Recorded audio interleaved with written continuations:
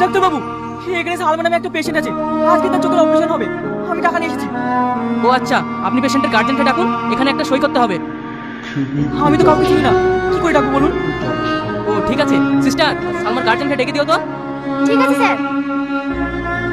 টাকা 10 লাখ আছে তো? হ্যাঁ 10 লাখই আছে, আপনি গুনে নিতে পারেন।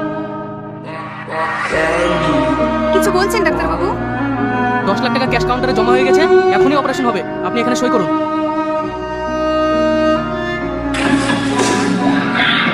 তাহলে টনি কই? টনি আসেনি? না, ওর জীবনেও আসবে না। তার মানে? ওকে কিছু গুন্ডাই তাড়া করে সেই সময় ওখান থেকে পালিয়ে আসে, তখন থেকে ওর পায়ে গুলি লেগেছে। আমি যখন ওকে হসপিটালে নিয়ে যাওয়ার কথা বলি, ও তখন আমাকে এই টাকা ছুটিতে দিয়ে বলে এটা হসপিটালে জমা করতে, না হলে সালমান চোখের অপারেশন হবে না। তখন যখন আমি ওখান থেকে পালিয়ে আসি, তখন বিশাল বড় একটা